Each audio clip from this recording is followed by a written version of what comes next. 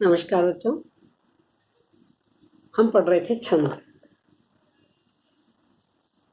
थोड़ा रिवीजन करें। छंद किसे कहते हैं? शाब्दिक अर्थ। चद धातु से बना है छंद। छंदों में रचना को ही पद्य कहते हैं।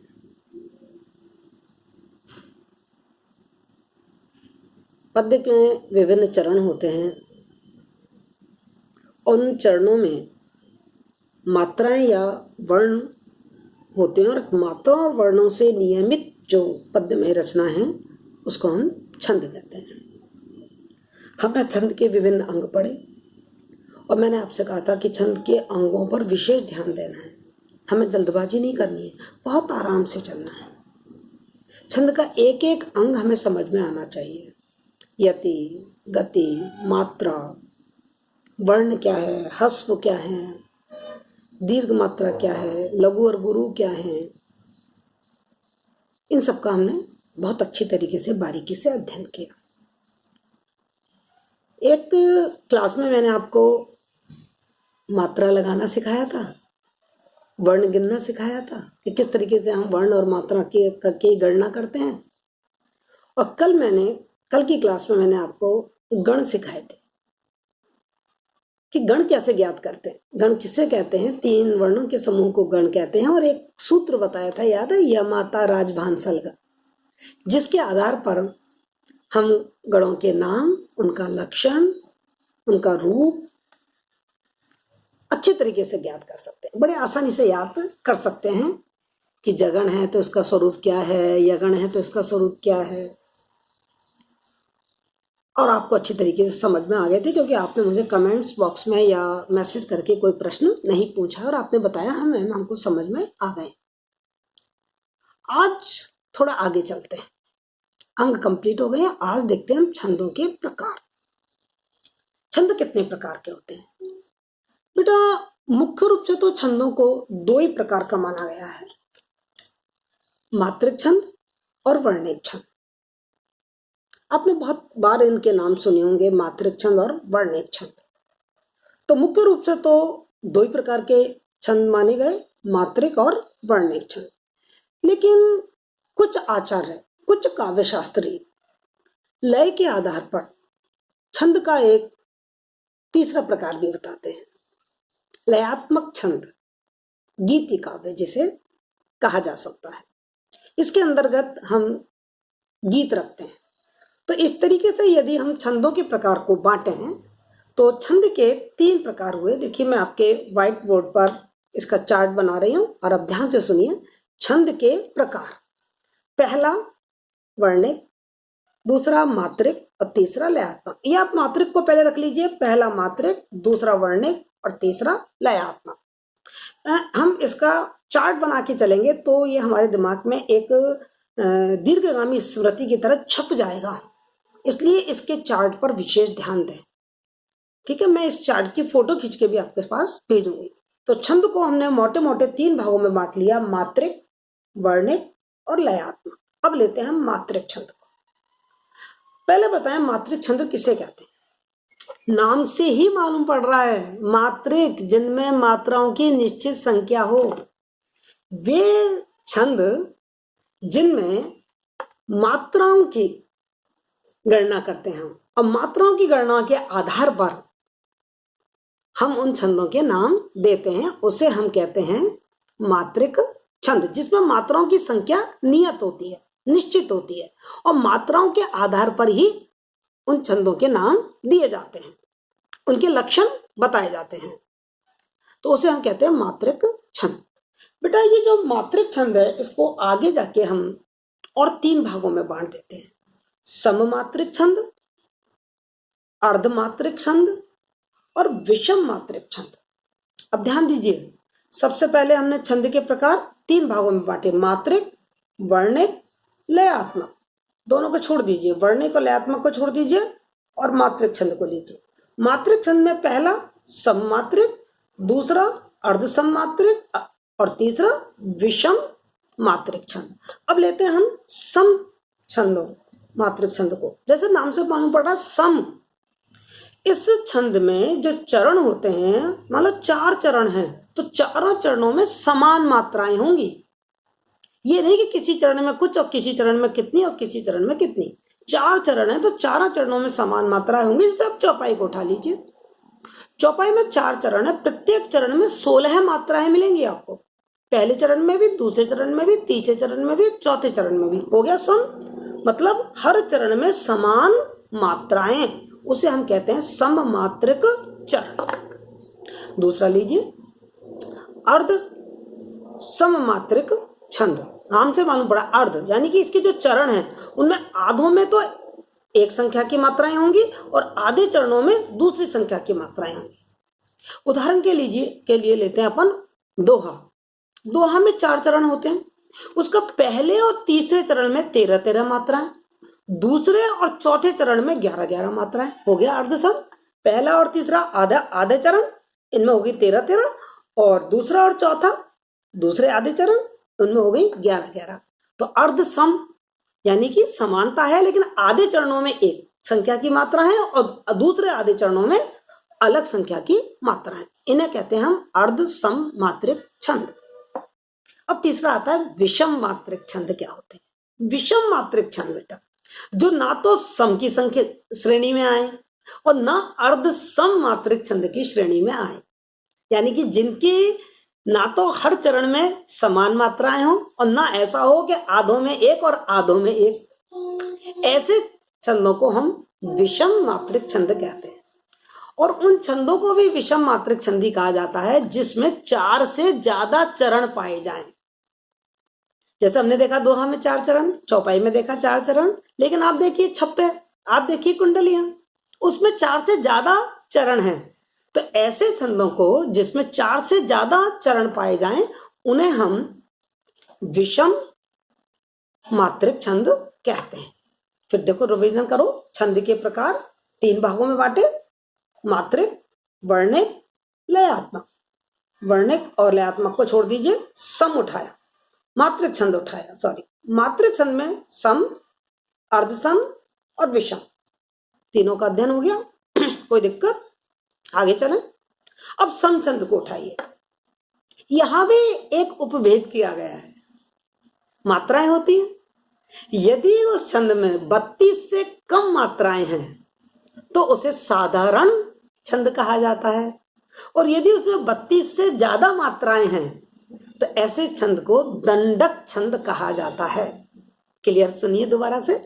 32 या 32 से कम मात्राएं हैं तो उसे हम साधारण छंद कहेंगे, और 32 से ज्यादा मात्राएं हैं तो उसे हम दंडक छंद कहेंगे। क्लियर? छंद 3 भागों में बांटा, मात्रिक, वर्णिक, लयात्मक। मात्रिक को उठाया, 3 भागों में बांटा, सम, अर्धसम, विषम। सम को फिर 2 भागों में बांटा, साधारण और दंडक छंद। क्लियर? आशा है अब तक आपको सारी बात समझ में आ गई होगी। अब उठाते हैं वर्णिक छंद को। वर्णिक छंद को हम हम जानते हैं वर्णिक छंद किसे कहते हैं? जिसमें वर्णों की संख्या गिनी जाती है, जिसमें वर्णों की संख्या निश्चित होती है। गण और वर्ण की संख्या जिसमें निश्चित हो उसे हम वर्णिक, वर्ण से बना ना वर्णिक, तो जिसमें वर्ण की कि इतने वर्ण हैं, इसमें 22 वर्ण है, इसमें 26 वर्ण है, इसमें 28 वर्ण है, जिसमें हम वर्णों को गिनते हैं, उस छंद को हम वर्णिक छंद कहते हैं। ये जो वर्णिक छंद है इनको हम मुख्य रूप से 2 भागों में बांटेंगे। एक कहेंगे गणबद्ध और एक कहेंगे मुक्तक। तो वर्णिक छंद को हमने 2 भागों में बांटा, एक गणबद्ध और एक मुक्तक। गणबद्ध, गण किसे कहते हैं? कल पढ़ा था ना, 3 वर्णों के समूह को गण कहते हैं। जिसमें निश्चित गण हो उसे हम क्या कहेंगे कि ये गणबद्ध रचना है। जैसे आपने वो रसखान का सवैया सुना होगा कि मानुस हो तो वही रसखान, बसो ब्रज गांव के गोकुल, है ना, पढ़ा है ना।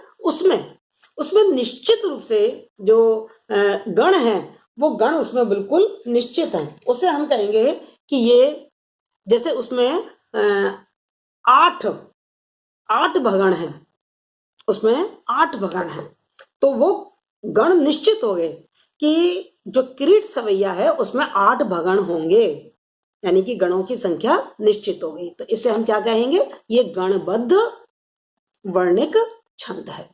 मुक्तक जिसमें वर्णों की संख्या तो निश्चित हो, वर्णों की संख्या तो निश्चित हो, लेकिन जहां गणों का कोई बंधन ना हो, जहां गुरु लघु का कोई बंधन ना हो, उस छंद को हम वर्णिक छंद या मुक्तक वर्णिक छंद कहेंगे। जैसे कवित्त, कवित्त में वर्णों की संख्या निश्चित है लेकिन गणों की संख्या निश्चित नहीं है, उसमें कोई गणों का बंधन नहीं है, तो इसे हम क्या कहेंगे, मुक्तक। याद कीजिए, छंद, छंद के 3 प्रकार, मात्रिक, वर्णिक और लयात्मक, जिसमें गीति काव्य रखेंगे। मात्रिक को हमने 3 भागों में बांटा, सममात्रिक, अर्धसम और विषम।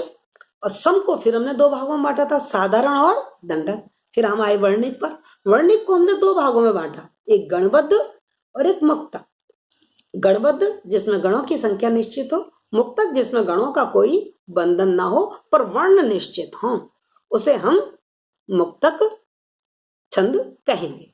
अब इन गणबद्ध और मुक्तक छंदों को भी हम आगे वही 3 भागों में बांटते हैं जो हमने मात्रिक छंदों को बांटा था, समवर्णिक छंद, विषम वर्णिक छंद और अर्ध समवर्णिक छंद।